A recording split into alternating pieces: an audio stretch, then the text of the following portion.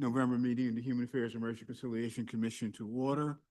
I note online we have Commissioner Bowden and Commissioner Fry, and there are 4 of us in the room.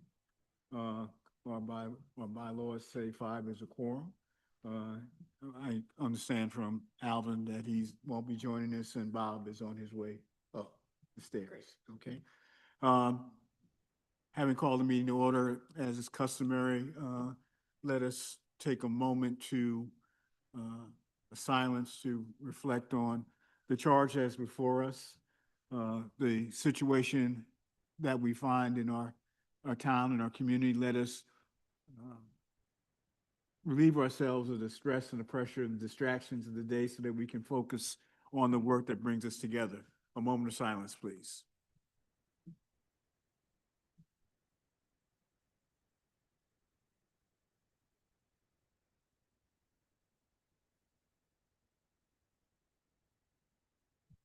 Thank you. Note that we've been joined by Commissioner Simon. Bob, I want. So we did not meet in October. Illnesses and schedules permitted that. And actually, we should note that that's probably the first time in our existence that we were not able to meet a quorum because of the availability of commissioners. And that's worthwhile noting. Also, but we do have minutes from our September meeting. The highlight of that meeting was a presentation on the unhoused. There was also a discussion of our concerns about how we're going to approach the question of youth initiatives. And there was also discussion around the Cumming Street Commons project at the College of Charleston. Those are substantively what was in the minutes, described in the minutes in the presentation. They were circulated previously. Are there any additions or corrections to the minutes? Motion to approve, accepted. Is there a second? Second. Moved and properly second. Any discussion? Seeing none, all those in favor, please indicate by saying aye. Aye. Aye. Those opposed, nay. Any abstentions? So ordered. The minutes have been adopted. Mr. Co-Chair Bowden, do you have any comments at this time? No, I don't. I promise I will be much more back into the swing of things next month. May Okay. we have a comment, Mr. Chairman? No, this is the chairman's comments. Can we This is thank, the chairman's can we comments. thank our co-chair for running for re-election and being This is the victorious? co-chair's comments. That's Okay. It Congratulate yourself, it was- co-chair. thank Bowden. Thank you so much. It was my pleasure. So I was going to acknowledge the re-election of Councilman Co-Chair Bowden. Others, election having been completed, Councilman Seekings from the 8th District, Shealy from the 2nd. There were 2 incumbents not re-elected. Councilman, excuse me, Gregory from the 6th District and Councilman Mitchell from the 4th. From the 12th District, where Caroline Parker chose not to run for re-election. Leslie Scardon is a councilperson-elect. In the 4th District, Aaron Polkay is a councilperson-elect, and in the 6th District, Mr. D'Alessandro is the councilperson-elect. Again, note all of that. I mean, under the current ordinance, the individuals sitting on there, 9 members of the council appointed, of the commission appointed by council persons. 3 council people are to be seated under the current guidelines. So given the election in January, if there is continuation of the existing structure, there will be turnover and new appointments, and that's worthwhile to be noted. People should be encouraged, if they're interested in serving on the commission, public should use the city portal for submitting their names and the applications for being seated on this commission, and we encourage you to do that. Another observation, the city budget process is winding down. There was a workshop early this week, with Monday, and one of the major conversations that's relevant actually to the work of the commission as it relates to internal affairs is the question of cost of living adjustment for the staff. We'll reserve comment on things related to housing and other things to later on. Okay.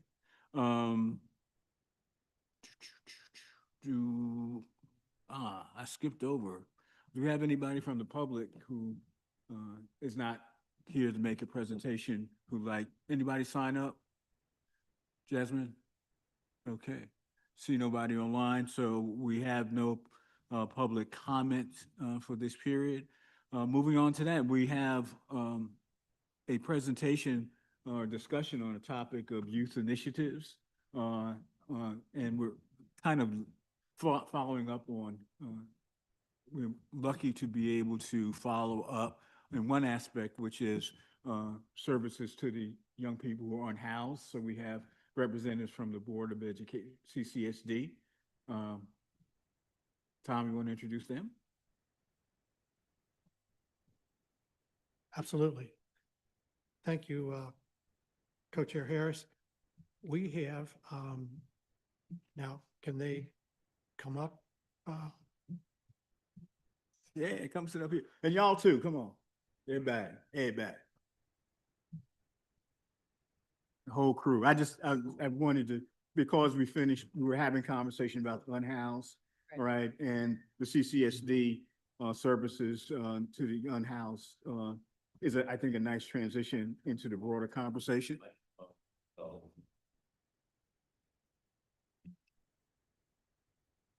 So you push the button so you get a green light. There we go. Tom, real quickly, so we can. Yes, Sonia Jones is the Charleston County School District's Title I Compliance Program Coordinator. She manages the McKinney-Vento Education, Foster Care Stability, and Neglected and Delinquent programs.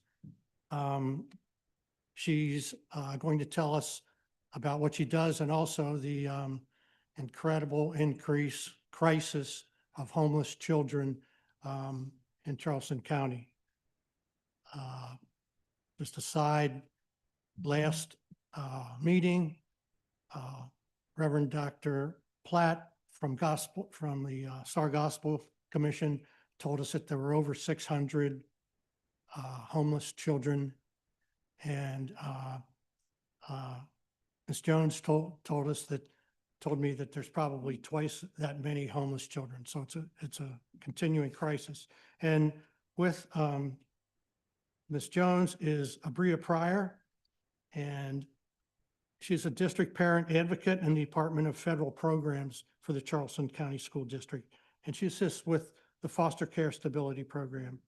And I was fortunate to get in to visit with the ladies and learn about the incredible work that they do for Charleston County School District. So We're delighted to have you.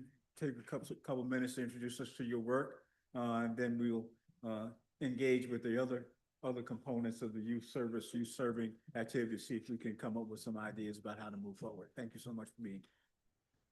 So thank you for the invitation and for the introduction and giving me the opportunity to present this evening. So for many years, I've had the privilege of serving homeless children and families through the McKinney-Vento program in Charleston County School District. Homelessness just doesn't affect where a child sleeps. It affects how they learn, how they grow, and how they see themselves in the world.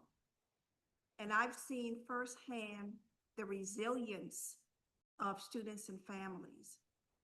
And I understand the impact of how a safe home has on a child and family. and I deeply understand how housing and education connect.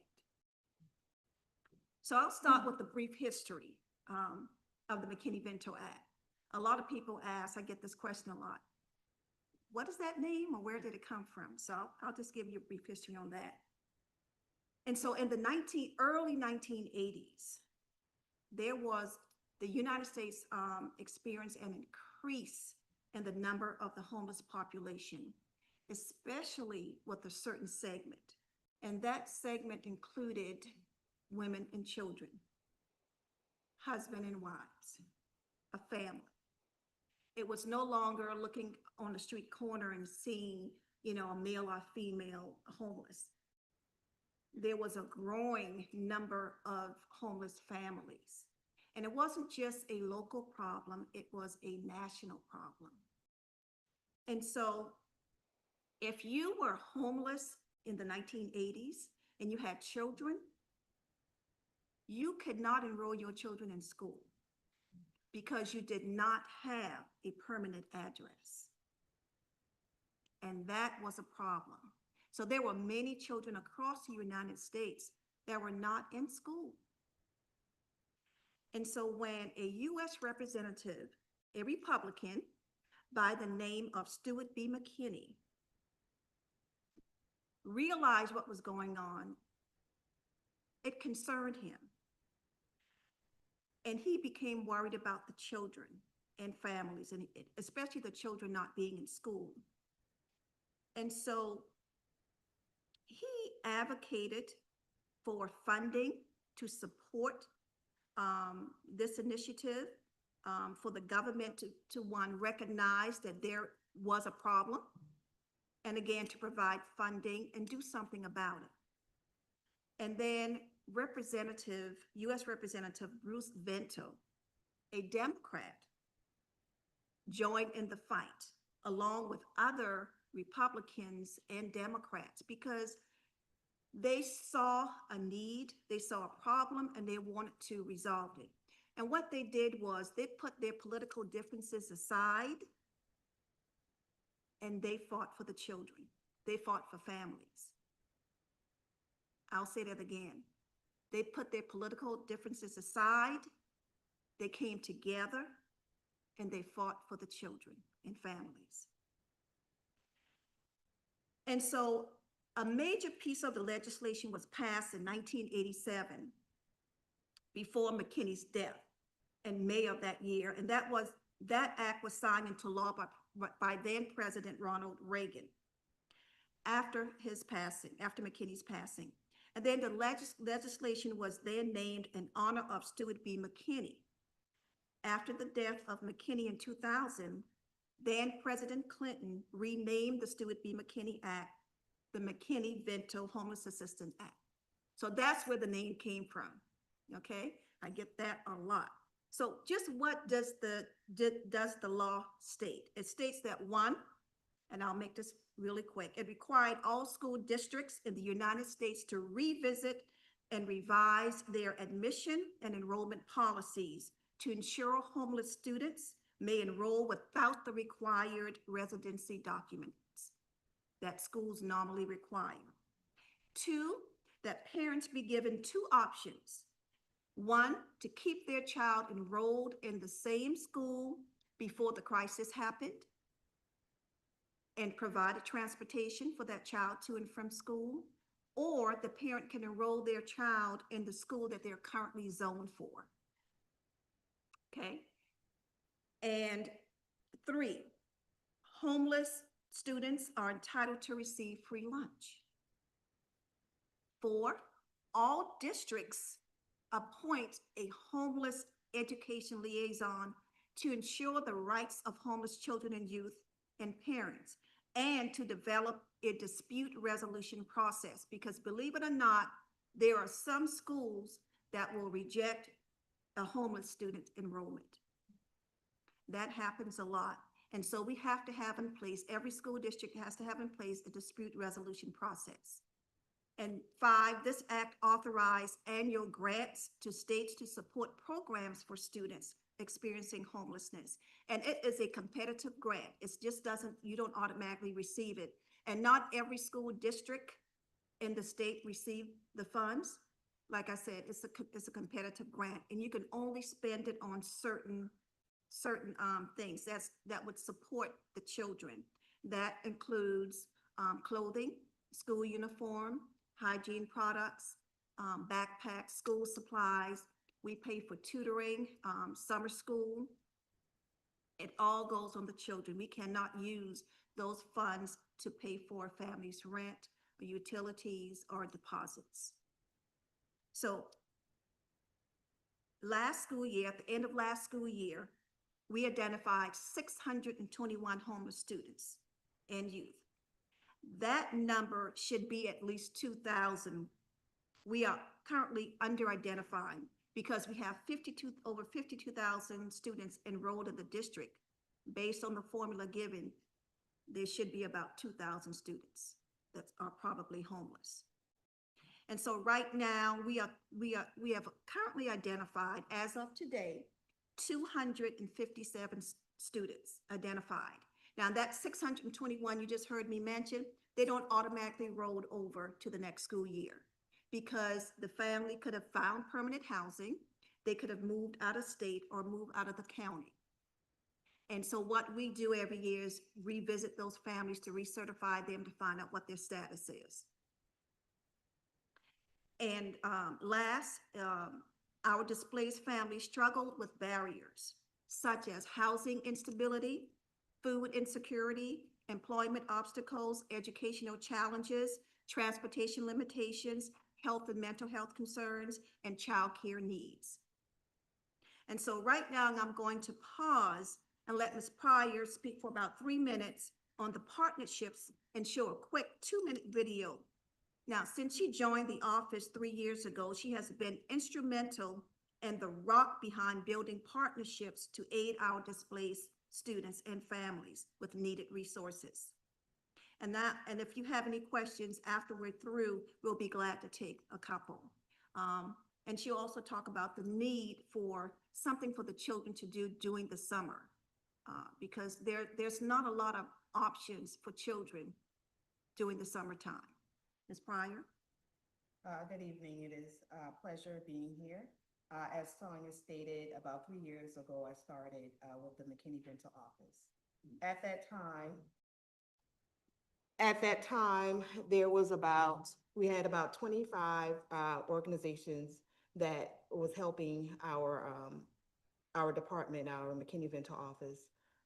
Within a year time, I grew that from 25 to 200, and it's growing. We saw the need based on the barriers, and we developed an event serving the unhoused and undeserved that it takes place every summer at the end of July, the beginning of August. And what it consists of is a massive resource. It is not organizations just coming out giving information. They are providing direct services to these families. What does that look like? Medical health services are there. MUSC, Roper, Fetter, they are providing health services at this event, mammograms, health screenings, other type of physical screenings. We have agencies that help with housing, putting our families into apartments, helping with the first month rent, deposit, whatever is needed. Transportation, there's an organization called, his name is Village to Village, and he provides refurbished cars. We are giving away cars to our families. We are screening them, making sure that they are equipped with transportation as needed. Employment, we have SE Works coming out. They are helping our families set up different types of employment opportunities. They have employees coming in and providing like an employment fair. So there is an event within this event with different organizations. We're giving out food. Low Country Food Bank, they're out there. They're providing groceries. Not only that, we have a chef out there showing our families how to cook nutritiously. A lot of our families, they live in hotels. They live doubled up. So they're confined to unhealthy foods. But we all know that children need healthy foods in order to thrive. And so we were very instrumental in putting this event together, and it is massive. It is not only directed to our McKinney-Vento families, because we are under identifying those families, we saw the need to put it out to the community. And so the entire community comes out to the DD4 stadium, and we have collaborated with not only different organizations, but the city of North Charleston. They have been instrumental. Dr. Love has been instrumental in helping us bring this together. And our hopes this year is to have it indoors and providing those assistance for our families. But it is a massive event. And if you have questions, I'm here to answer. Commissioner, question? Carol? Thank you so much for bringing this forward. I mean, I think we all probably know intuitively that what you're doing, the people that need your services are here in our community, but to hear it, you know, sort of stated so factually and boldly. So I really appreciate that. As you were talking about, you know, the kids that you know are homeless and you do work with them during the school year, the first thought was occurring to me about, well, how does that, you know, then bleed over into what the families need in terms of whether the school system can be a clearinghouse or a connected, you know, service. And the fair sounds like that's the place to start. But then if people come to the event, are they followed through with? Do they have a place where they can continue to pursue like the job, you know, recruiting process, search process, or how does that work? How do you then help the families over a longer period of time? So we don't provide case management. Right, That's one reason why we try to build partnerships with the community to right. find out what resources that they can provide our families. So at this fair, we're hoping to, one, connect that family Okay, with one of those agencies, and they provide those case managements and continued services. All we're doing is connecting the families because they don't know where to go or who can provide them with help. Okay, so I didn't mean to say that you're providing the case services. I understand that, but in terms of having the opportunity to then work through their situation and come to a, you know, hopefully a very satisfying solution. The agencies that you are putting together as your go-to services providers.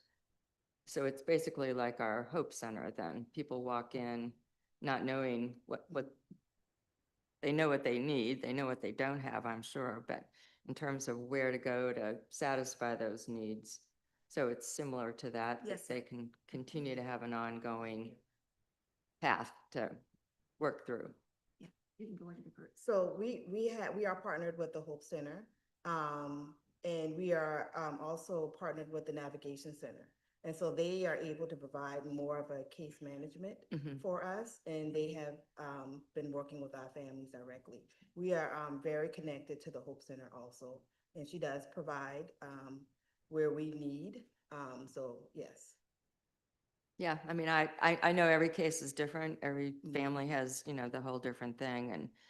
And so that does sound like you're an entryway into a bigger system.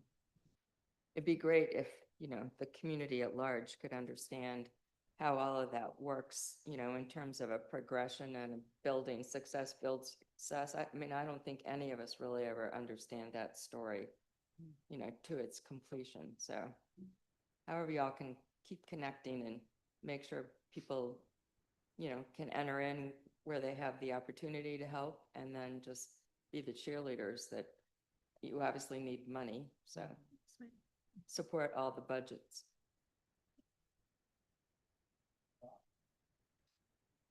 I- 3 questions, I think. Do you have a storefront, or do you just work through the Hope Center and other centers? If we have a storefront. But a place where people could go and find you is, or do they go to the Hope Center and then find you through the Hope Center? Now, it starts with the school district. Gotcha. Once we identify the family, we sit and we talk with them to find out what their needs are. And then we refer them to the agencies based on what resources they're looking for. Gotcha. So you get a referral from the school district? Yes. Right. Yes, sir. The event that you were talking about, where was that again? That it's held? It's held at the D4 Stadium. That's Charleston County School District 4 Stadium on Montague Avenue.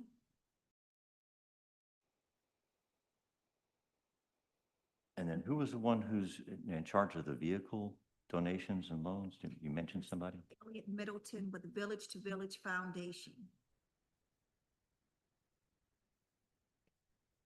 Yeah, that'd be good if you Thank you. could send a list of all of the service providers that you work with. Yeah, yeah.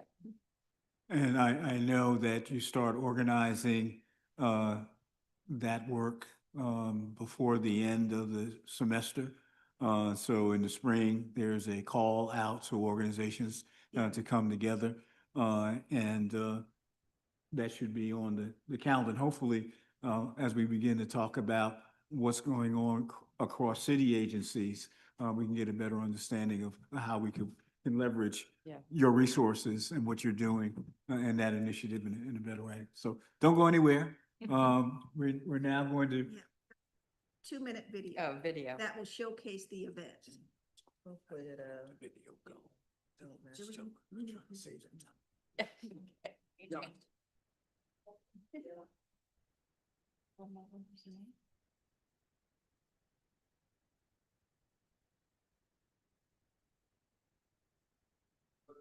yes. Should play. Press play.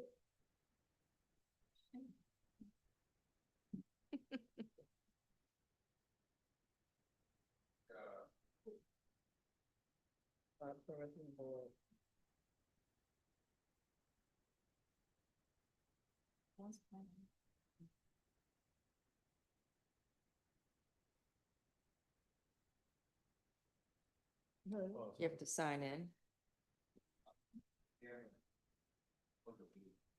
Oh, let me see. I tried. You need this.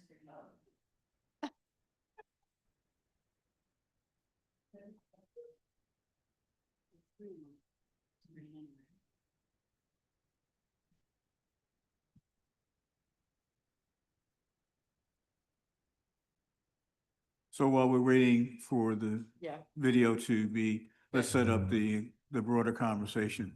The commission became very interested in responding to some of the conversation that occurred as the city adopted the curfew. A question was being asked as to what community resources were being available, what was being poured in to young people to give them some alternative activities to do, and how was that being coordinated? So we started that conversation. The chief commented in how important it was to have partnerships. And we took very seriously the notion of trying to begin that conversation in a real sense. We have invited Jerome Smalls, who is the youth services coordinator, organizer, all things community for the Charleston Police Department, and Mindy Strom, who is the director of the Office of Family and Youth Services. Yes. Is that close? Yes. Okay, The office, well, work is at the office for children. but so Office for children. they along with the Recreation Department. On Saturday, July 27, 2024, the Charleston County School District, Getty Dental Office, successfully hosted its second annual Serving the Unhoused and Underserved Day. This event played a crucial role in addressing the pressing needs of the homeless families in Charleston County and the Tri-County areas. The office recognized 6 primary barriers faced by homeless families in the community: educational challenges, employment obstacles, food insecurity, housing instability, health and mental health concerns, and transportation limitations. Through the dedication and hard work of the McKinney-Vento team, they were able to serve more than 500 individuals, offering them a wide range of on-site resources and services to support their well-being and stability.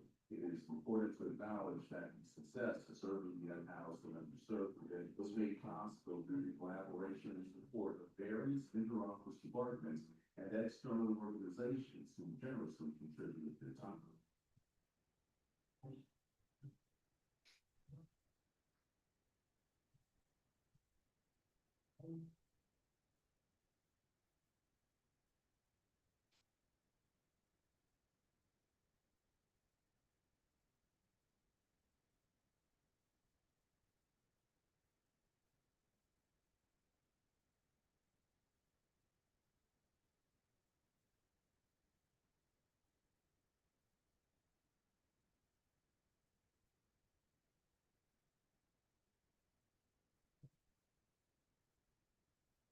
So after the event, we bring all our partners together Mhm. and have a sit-down lunch, and we talk about the event, how they were able to serve families and how that's going.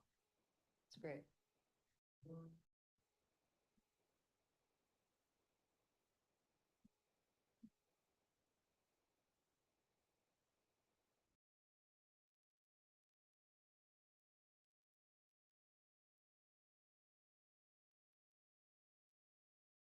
Junior and I was able to present at a national conference on the work that we do in Charleston.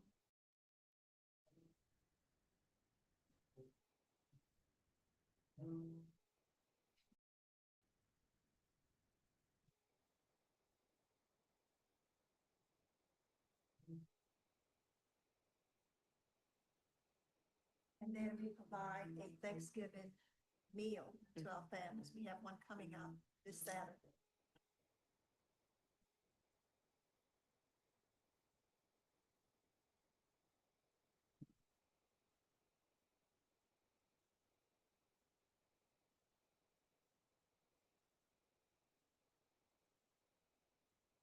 And we find donors to provide Christmas gifts for the families, to adopt a family.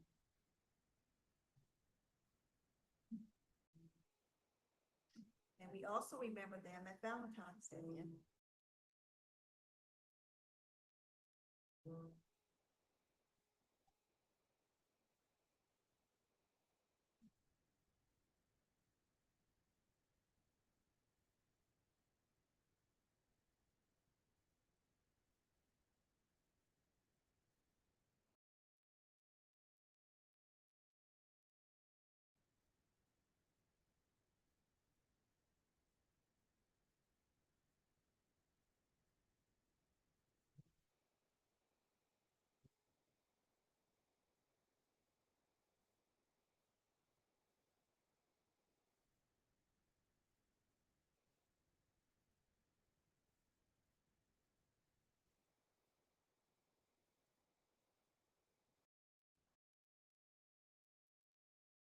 Okay. Bye-bye. Very nice. Absolutely. I just want to know who put the timer on it to say it was 2 minutes. I can't help myself. Okay. I didn't help myself. Just back to context, this whole conversation actually ties nicely into the realization that the challenge around the unhoused and services to youth is not, it's a regional issue, all right? And not simply a municipal issue. Part of our conversation, Co-Chair Bowden did a search for some potential projects that might be adopted. We also looked at the 2007 city, actually it was a master plan for youth services, but it really wasn't a city master plan for youth services. It was a regional plan for services. So I think there's some breadcrumbs that we're trying to follow. So Mindy or Jerome, you want to give us a sense of, your sense of what the current landscape looks like and perhaps where you think we might be going that we might be able to advocate for? Sure. You want me to? Yeah.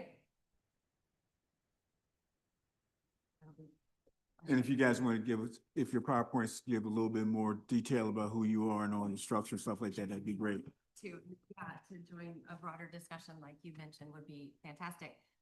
So I am Mindy Sturm, and I've been with the city for quite a long time.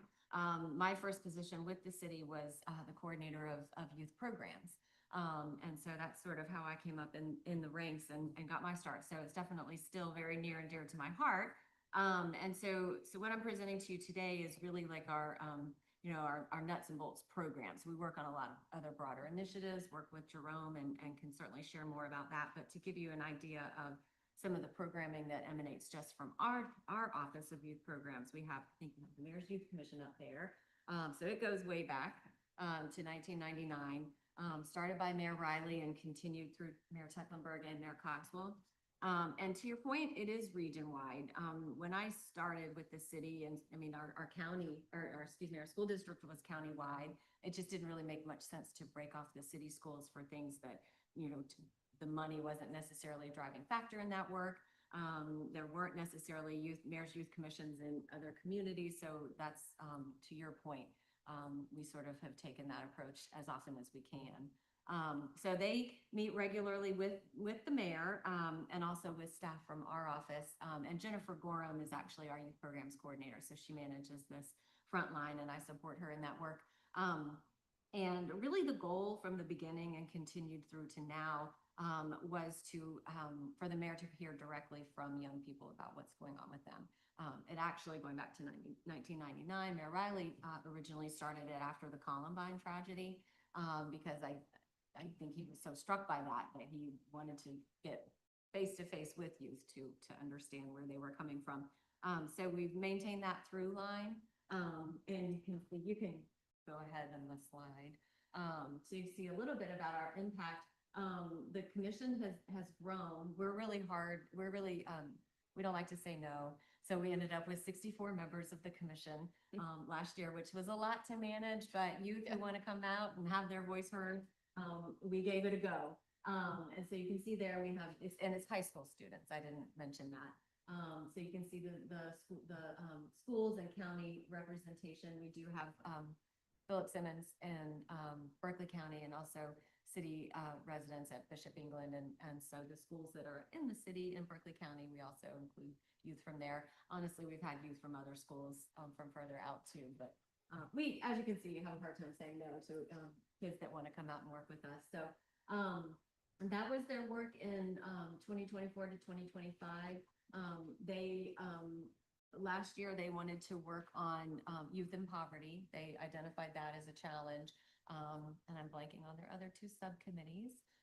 One I think was substance abuse and then one was social media. As you might imagine, I think every year since I started working with the Mayor's Youth Commission, mental health has been the #1 thing that they have noted to us. It sort of takes different nuances. Sometimes they'll also mention social media more now than before. But that has pretty traditionally been on their top on the list. So you can see we've done a lot there, and I won't go through all of that, but if you go through to the next slide, also this year, Mayor Cogswell charged them with figuring out a youth-friendly flooding communication plan. And that has been a really interesting project for them that they took on. And so they used the city's resources that have currently already been created, which I think y'all are very well versed in. And they did a deep dive. So it helped them to learn about that. And then also see how we could communicate that out to youth and young people in a way that they would pay attention to and was digestible. So they've gone through that from the summer into the fall and are still working on that. But we are turning our attention now to mental health awareness and working with Charleston County School District on how we might be able to really help the commission members learn more about mental health for their own well-being, but then also take that out to a broader group of youth. So we're working through that as well. You could go forward. Let's see. sorry, did it go?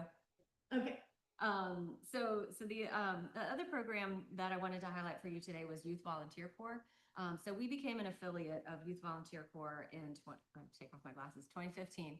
And that was really because we were trying to help youth find volunteer opportunities, and Youth Volunteer Corps became a really good mechanism by which we were able to do that. So it engages youth in service projects monthly. Usually we have at least 2 a month. And it's youth ages 11 to 18. They come to the projects they want to come to. They don't come to the projects they don't want to come to. That's one thing I like about the program, because it's, it's what you are interested in serving in. So the criteria, we can serve more youth because it's not one program with X amount of youth. We, as it says here, we're a 9-year gold level status. So Jennifer's done an excellent job with this program. And you can go forward in the slides to see some of the impact. We have engaged so far since 2015, 1,391 youth, and for underserved youth, 497. And you can read the rest of that there. The one other thing I like about Youth Volunteer Corps that might be helpful for y'all as a commission is it's pretty versatile. There was one time when we went into Lambs Elementary, I think monthly, with communities and schools, and provided youth with opportunities there where they couldn't necessarily travel to our programming. We go into early college, high school a good bit with our programming. So it's not always about the youth coming to us. We do have events that we do. Ronald McDonald House is a popular one. Fisher House is a popular one. But we can engage youth in direct service and indirect service. So we've done no-sew blankets, cards for veterans, cards for seniors. We do bingo with seniors. That's a hit. So that's another program that we have. And then on the next slide, you'll see we have our summer of service. So this is a more intensive opportunity for middle school students. We sort of found that, to your point, with what's available to youth, 7th and 8th grade students tend to not have as much. They're a little bit too old for camp, a little bit too young for no supervision. So this is an opportunity for them to come and engage in volunteerism. And also we do some leadership training along with that program. So yeah. Oh, and then I'm sorry, I do have more. And then we do engage in Job Shadow Day. That's sort of, depends on the year where the students come to us from. We've had West Ashley, Burke High School in recent years, and they do what you would imagine for a traditional Job Shadow Day with the city. And then we offer summer youth employment.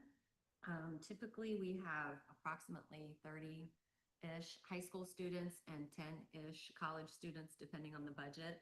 And they work in city departments and divisions. And so we're looking at some things we can do with that. This year, the resilience and sustainability work is sort of exciting to young people, and so we're hoping to maybe engage them in that as well, and sort of diversify what they're able to do. So that's a snapshot of Hasbro. Sure. I just work from him. Yeah, you're good. Hi, everybody. Hi. My name is Jerome Smalls. I serve as a developer of youth outreach for the Charleston Police Department. Before that, I was actually working under Mayor Tecklenburg and his administration. And I give that context because when I came over to the police department, this position had not existed. But our office or the Division of Community Outreach has been in existence for a long time. They do a lot of work within the community. And Chief Walker, since becoming chief, wanted to have more emphasis on our youth. And he tells me all the time, and he told me when he hired me, that it's a whiteboard, and he has not lived that down in the sense that he has been fully supportive of all my crazy ideas. So I'm here to share one of those crazy ideas that I've been working on behalf of the police department, but more specifically as a city, and working really closely with Mindy on a lot of the fine details. When we think about youth crime in this city, I think back to April when there was like 3 or 4 juvenile instances in one weekend, and the news says string of youth violence hits the city. And we think often about offenders, but our young people are dramatically overrepresented in that whole youth violence arena as victims. And so trying to paint a different narrative as to what we think about as far as root problems go, obviously the young people who are getting arrested are going to be the ones top of everyone's minds, but there's a large breadth and depth to that. And so what I've been working on is something that we're calling our High Flyers Initiative, which is a pilot program at Simmons Pinckney Middle School, where we're trying to work with some of our most high-risk youth at that school. And that program is being modeled after a lot of other cities. I had the privilege of going to Boston, who is categorically the safest major city in America right now. They're doing incredible work with violence outreach programs at their hospitals, with what we call credible messengers, who are individuals with lived experience from the community doing mentorship, therapy, and other community-based programs in partnership with not just the mayor's office, but the police department. And so what I've been on the mission to do is to bring elements of successful programs that we've seen like that across the country. Mindy and I actually went to Vegas. We did not win any money, but well, Mindy might have won some money. I didn't. We went to Vegas for the National League of Cities. They had a conference of different cities from across the country doing similar work. Orlando's doing this work really well. Baltimore's doing this work really well. Boston's doing this work really well. DC is doing a pretty good job as well. And so what does the work look like? Yeah. It's prevention. And it's recognizing that as law enforcement, we're not going to arrest our way out this problem. And particularly when we're dealing with youth, we have to address root causes. In that moment of string of violence of youth crime over that weekend in April, my biggest thing that I wanted to remind everyone is that these are still children. Even if they're making, in some cases, irreversible mistakes, they are still children. And how do we look at that as such? And so with the program at Simmons Pinckney, there are 4 pillars that I'm aiming to pilot with our high-risk youth there. Those pillars are trauma-informed cognitive behavioral therapy, transformative mentorship by way of credible messengers, who some of which have a criminal history, restorative justice practice with the families, and then workforce development. You all may be aware, and we know very well in the city, like our Rose kids are a problem. I also just want to make for the record, young people selling things in high tourist cities is this thing that I saw in Egypt, I saw it in Greece, I saw it in Ghana. It is a worldly thing. It's an issue resulting of poverty and mentorship and lack of opportunity. But I bring that full circle because when we think about how do we address whether they're peddling roses on the street, whether they're getting arrested for violent crimes in the community, it all wraps around one, healing and therapy because they're kids experiencing trauma. It wraps around actual mentorship with those who can actually mentor them and relate to them. And also it works around connecting with the parents and the family who also have experienced trauma. And then also addressing the economic piece of things as much as possible. And so that's why those are the 4 pillars of the High Flyers program. It's innovative, it's new. Mayor Cogswell is in full support. And our goal is to pilot that at Simmons Pinckney with 10 young people with the goal of showing results so that we can make a broader claim as to what does it look like for us as a municipality to be supporting CCSD with their tier 3 behavioral intervention programs. So that's a lot. I said a lot, but I am really excited to share that we are a few procurement processes away from getting started. And it's in a really good place, and this has the full support and backing of both Mayor Cogswell and Chief Walker. And as it relates to Mindy and also the work that's happening with our partners in McKinney-Vento, we're looking at the families and we're leveraging already existing infrastructure. Simmons Pinckney already has what's called the MTSS team. That's a multi-tier student support or student service team. They've been very instrumental. We already do hiring within the city for our youth. We can tap into that. And there's other already existing infrastructures that we're just trying to build and expand on. The biggest component of this that makes this successful are those individuals that I call credible messengers. Those are the folks who can actually connect not only with the kids, but the families in ways that I haven't been able to see anybody else do it. And our challenge is figuring out how do we make sure that they're ready to live up to the job and that we can sign an MOU with them and that they can deliver.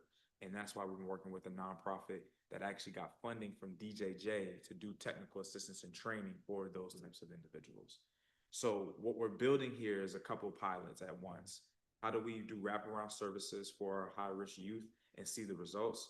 How do we break down silos by the police department kind of congregating these individuals who are servicing our youth, both the therapist, the credible messenger, and job placement? But also, how do we build up this profession of these individuals in the community who have been doing this work for years in this community, unpaid, and who literally have put their lives on the line by intervening in gang retaliations and violence in the community? How do we make sure that we respect that profession and bolster it in a way so that way it can be more effective? So yeah, that's what we're doing at the police department. On top of other programming, we got our Camp Hope. I got a Youth Citizens Academy. That's a 1-week camp for our young people, finding ways to support Mindy and also just bolstering our youth programs as a whole throughout the city. And I will also say that Councilman Bowden's list of suggestions were spot on the money. And I just refreshed myself on the list. You'll see that he mentioned cities like Baltimore and DC. And so we're trying to make site visits to Baltimore to learn what they're doing too, because they're at an all-time low in their crime rates as well. But that's with them leveraging credible messengers, recreation centers, after-school programs, summer programs. It's got to be a full-fledged effort. And so we're trying to pilot that with the High Flyers program. And I'll stop talking. But thank y'all for your time. So any interaction you guys for the commission started asking questions? You guys have questions for that? Or observations, anything that they said that you think might help us understand the nature of the situation? You know, we're always looking for activities for homeless children to participate in. And what the challenge that we face with our children and families is that they don't have transportation. Yeah. That's the major barrier. There could be an activity like the program that we have during summer, but they can't get to. Mm-hmm. And they have no one to get them to. Mm-hmm. So that's the challenge we face with the children. Yeah, and I've seen that across the board. CBD got some vans, but they got police lights on them, so I'm not allowed to drive it. So my goal is that hopefully we can get some community service vans that can be leveraged for my programs here, programs over there. But we have seen that across the board. Transportation is a big issue, especially with, not the strongest public transit system, particularly for young people to take advantage of. Nothing else back and forth? Commissioners? I have a question. Trying to ask it diplomatically. With the curfew, Mhm. was it a few knuckleheads that ruined it for everybody? That, all the kids that, like to walk around in the summer, Mhm. even on Upper King, that caused the, the crackdown on the teens? Or, maybe you could speak to that a little bit. And Well, and I know we've been tracking the impact of the curfew very closely. From my understanding, because it predates even me joining the team at CPD. You could say maybe a few knuckleheads, but more so it was the types of interactions and crime that were happening that was very alarming to our officers and law enforcement. And also us having a new open carry law with weapons and firearms have drastically changed the landscape as to what legal cause can our officers can and cannot intervene or step forward in the situation. And so the best way that I can put it, and the way that Chief puts it, it's us as a department exhausting our resources to prevent something from happening, as opposed to something traumatic and egregious happening and us looking back and saying, wow, we wish we could have did more. I will also say the curfew, by no doubt of the imagination, is a short-term response. What I'm working on is a long-term response. And Chief Walker fully holds both of those at equal value at the same time. And we are also seeing that the curfew has been successful in our reduction of juvenile presence in that particular district in those time periods. But I would say more than anything, the curfew was a call to action, It was a call to action for our community and for our families to be more present and more aware of where our young people are and what they are doing. And it has also spurred a lot of action, even from some of the credible messengers, one of which was just calling me on the east side and in Bridgeview and other places. So overall, even the ripple effects for our community saying, hey, we got to take a little bit more onus here has been really positive. Thank you. I have one follow-up if that's okay. For next summer, it seems like there's more programs needed in the evening after the curfew's at, what time is it? I forget. Yeah, it's the curfew's from 9 to 6 a.m. It's 9 p.m. to 6 p.m. So after 9, teenagers, that's early, but are there any plans for more programs, that would help the kids go where, they can have fun, they can have some exercise, whatever. I would say, I'm gonna speak from the police department. We would love more programs, and also just be mindful that the curfew is within the police department's domain. I'm very conscious of how many programs should be spearheaded by the police and what that looks like. What I like to say is that in this work, law enforcement gets asked to be the foundation. I do not think that's what we should be doing. I think we need to be a pillar. And so what I'm on a mission on, and maybe y'all can speak to it too, is figuring out how do we bolster up and strengthen the other pillars so that way they can do the work within the community. Yeah, I would say, as you can tell, Jerome has a lot of intentionality to his work. And it's been a pleasure to be able to work with him.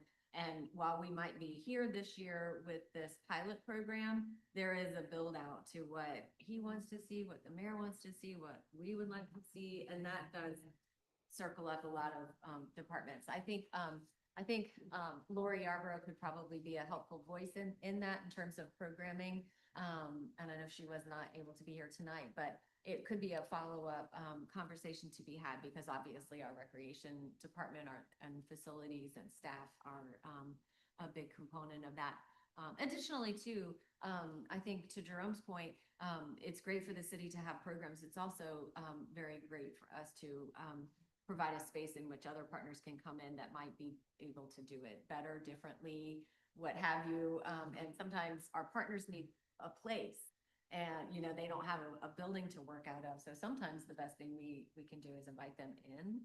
But I certainly don't think that looking at that is off the table. I think it's something that we worked really hard on last year and are working, towards seeing what can happen next year as well. So Carol Fry or Stephen Bowden, you guys got questions?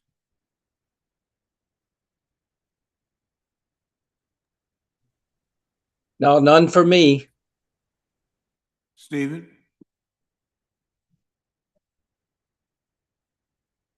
Okay, I'm good.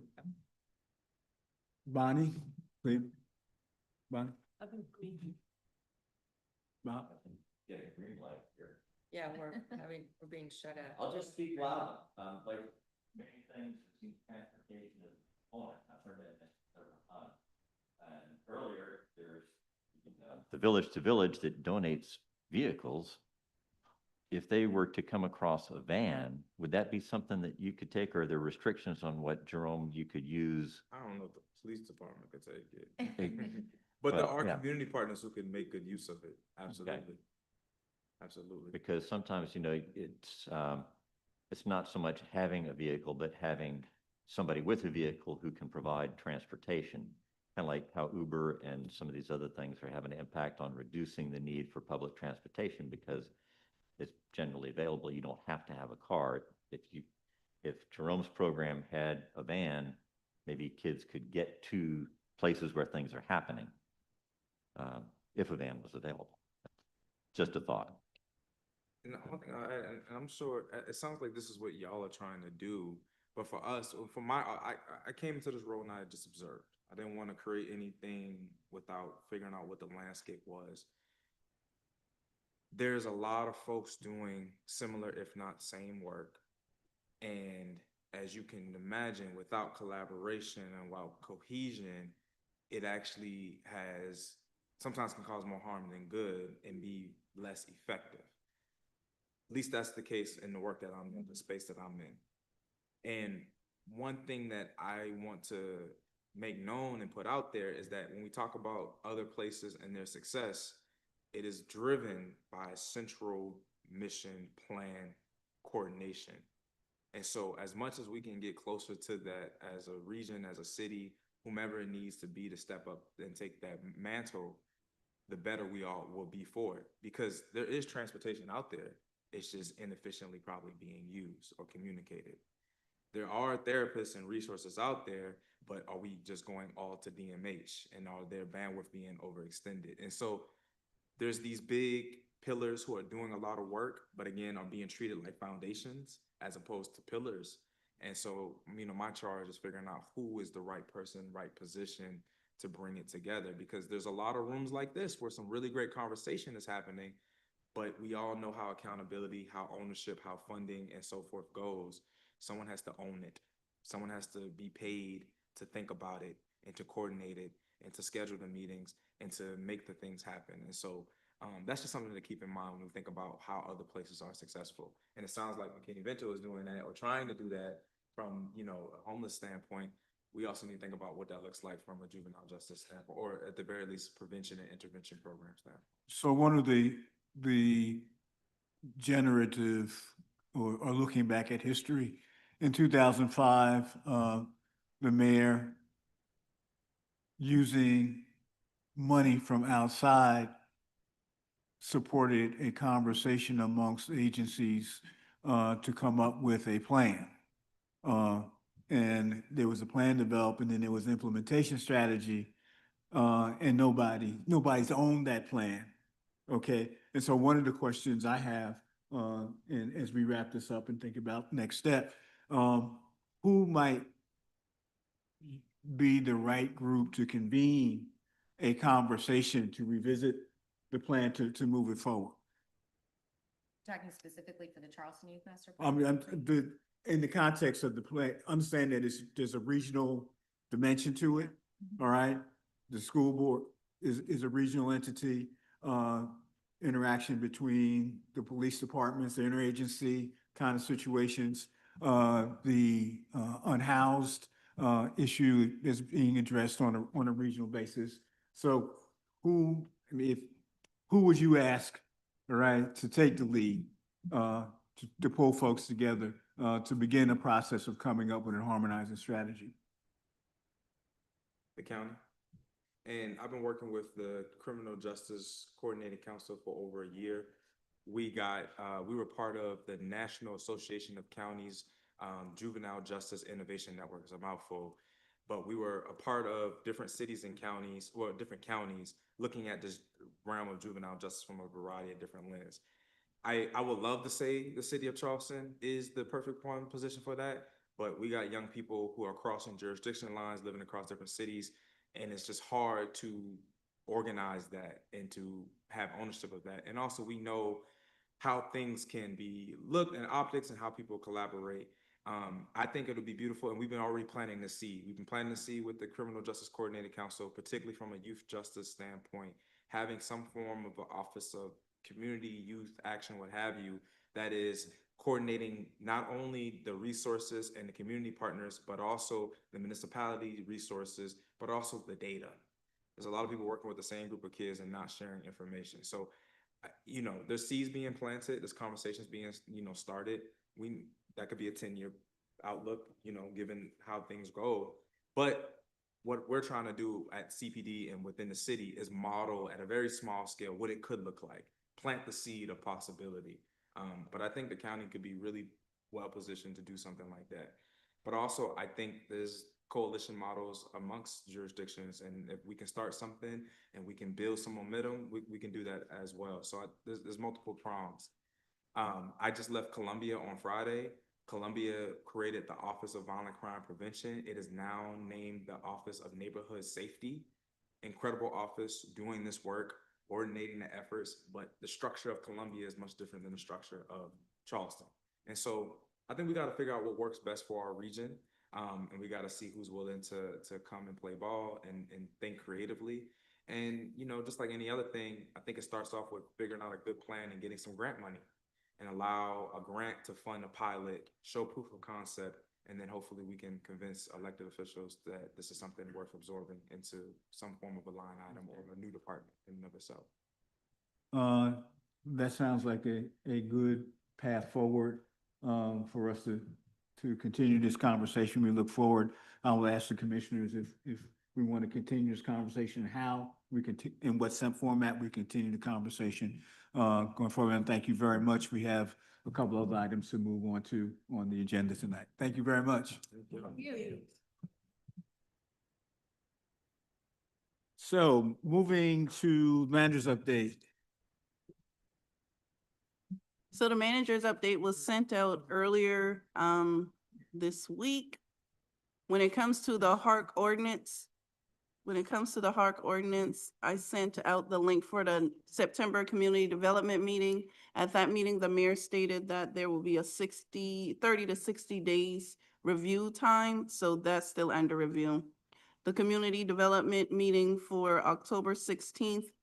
At that meeting, we know that we've had Reverend Dr. Marion Platt III, who's the executive director for Star Gospel Mission. He spoke here and presented as the unhoused panel.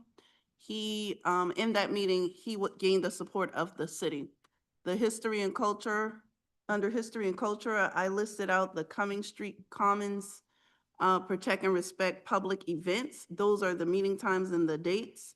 There is also a website as things are updated where you can go there. Criminal justice reform, I think it was Tom who asked the question about the ordinance. Dr. Jillian Edson, she presented and gave more of the update about the ordinance and how it impacted the community and what those numbers were.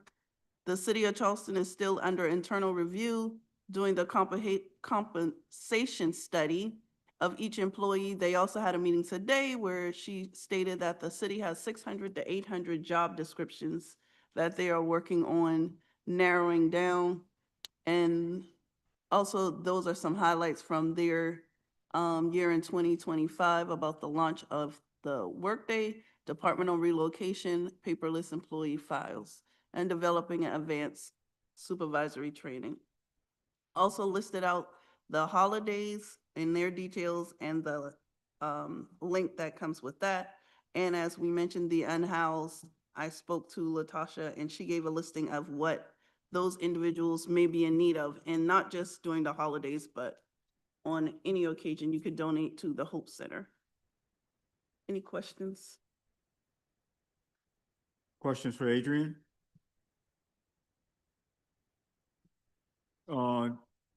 I note that at the council meeting last night, there was approval of funding the payment in lieu of taxes that was to come to the city for the Courier Plaza project has been provided to Dr. Platt, and that's going to generate some number of affordable housing units going forward. So there is some motion there as associated with those activities. That was an item on last evening's city council agenda. The curfew report was presented to city council. I think Adrian provided a link to that meeting.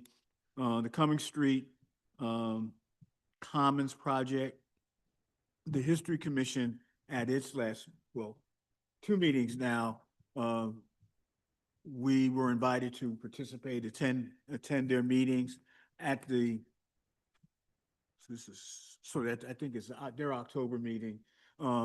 They made it clear that they thought a joint statement was not necessarily appropriate, that they wanted to move forward with their own statement. They did a draft in October, and at the November 5th meeting, they passed a resolution, and I got it on the table for you. It reads, be aware of the being aware of the proposed development of a burial ground formerly owned by the city of Charleston and adjacent to 106 Cumming Street, we, the members of the city Charleston Commission on History, propose the following. That the city of Charleston, as required by certain state statutes regarding disturbance of sites, human remains, work as a respectful steward and become an active participant in all public discussions regarding site and its development. That the city of Charleston adhere to appropriate ethical and practical guidelines, protocols, and series of best practices that have been developed by other national and international entities and by professional organizations concerning recovery of human remains and preservation of cultural materials. Regarding the disturbance and or development of such sites. This includes consulting with local descendant community and making any decisions regarding the future of human remains in the burial ground. That the city of Charleston, in this case and in the future, become a role model for other cities and entities facing similar situations, and that the city of Charleston accepts the sincere offer of this commission that its members to help in the process of any way that it can to continue to preserve and respect the historical assets of this community and mission our commission is charged to uphold. That was a statement passed by the commission, speaking with Chairman Green. It has not yet been presented formally at a city council meeting. The city council is meeting on the 18th, December 2nd, and the 16th. There are a couple of ways that it could be presented. One would be a member of the commission simply going forward and reading it.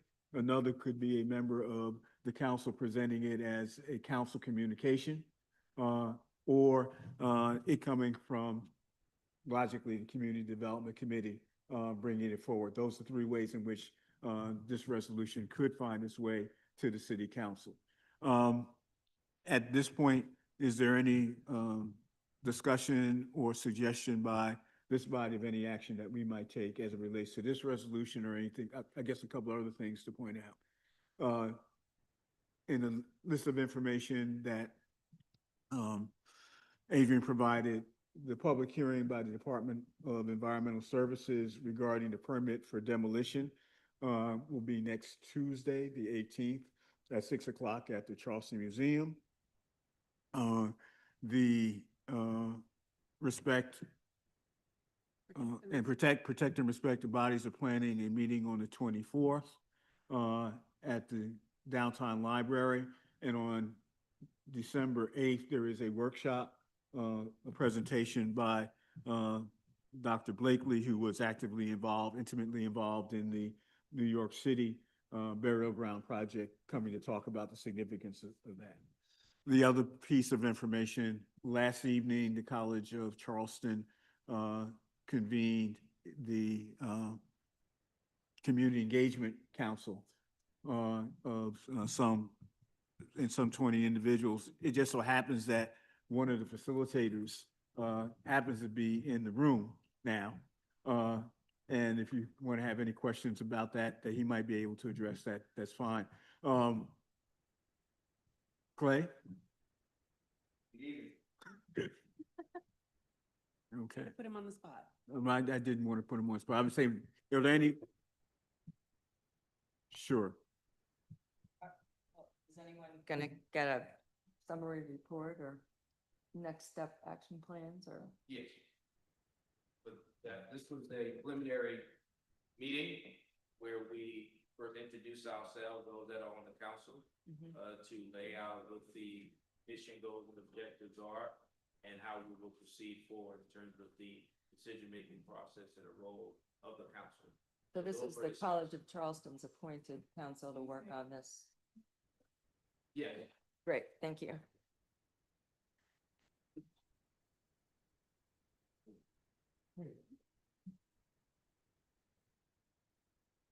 As I said, the meeting last night was a introduction meeting. This was the inaugural meeting of the Community Engagement Council. Great. At that meeting, folks were introducing themselves to each other and outlining what the council perceives to be its goals and objectives going forward. And we went over what the decision-making process is. Again, the council is going to provide recommendations to the College of Charleston's president that he will in turn present them to the Board of Trustees for final action. So those were the things we discussed last night at the first meeting.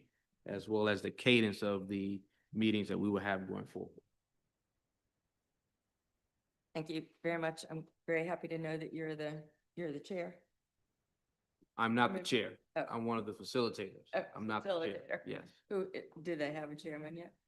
There would not be a chair, a vice chair, treasurer, or secretary. Okay, No member of the council would have such a officer type right. title. The convener, let's call it the convener. Is that you? No, we have three facilitators. There's not a constitution that has been, a 501c3 has not been adopted by the Secretary of State to acknowledge get this it, I get organization. it. Yes. So is there going to be a list? I'm just interested in who's on the council and what their, reasons for being there are. Do we have a variety of people with? There is a expertise? variety of folks and Yeah. the list, people self-nominated themselves. The college also had a list. The city of Charleston also provided a list. So it was a variety. You have stakeholders, whether it be students at the College of Charleston, alumni of the College of Charleston, those that live in the area, those that are from the area, those that worked in this space before. Just a variety of folks that make up this council. Any archaeologists by any chance? There is one. Okay. There's one. So there's also technical expertise around the table. Good. But And Thank you for full disclosure, I can give you the name of one of the people's on the council is me.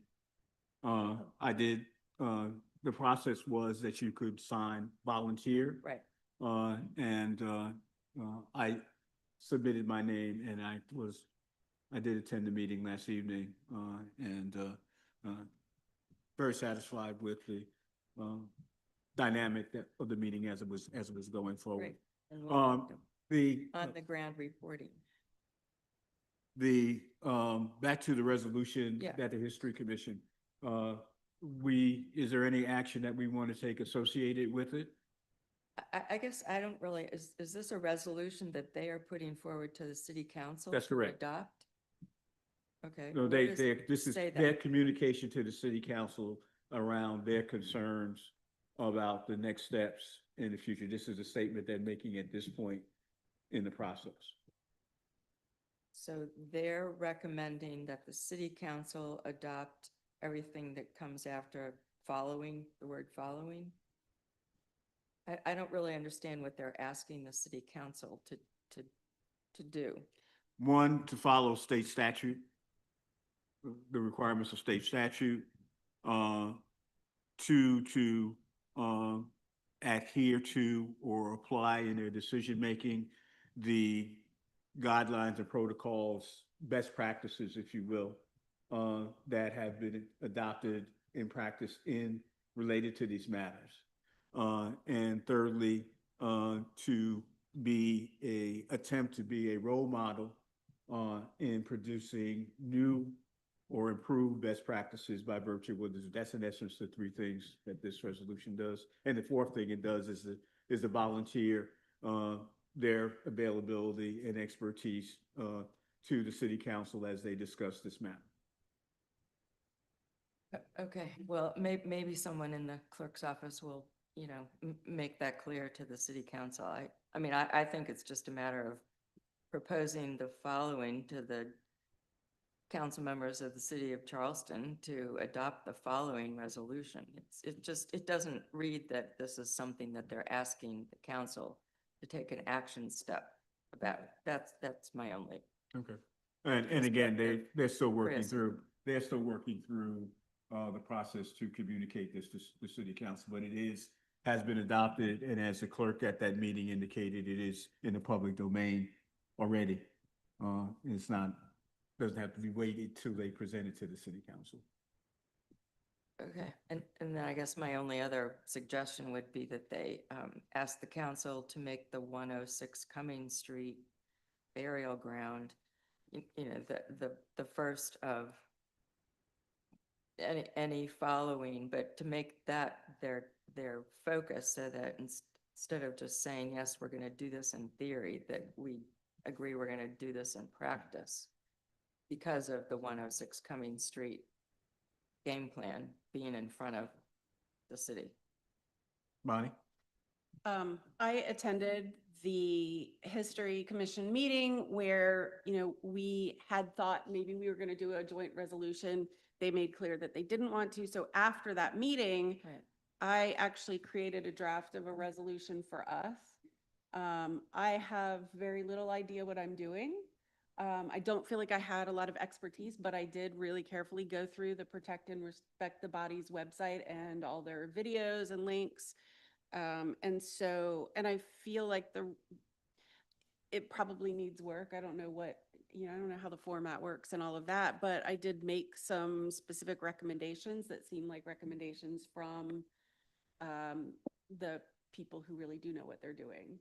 And so we can pass that around for editing, and I would welcome any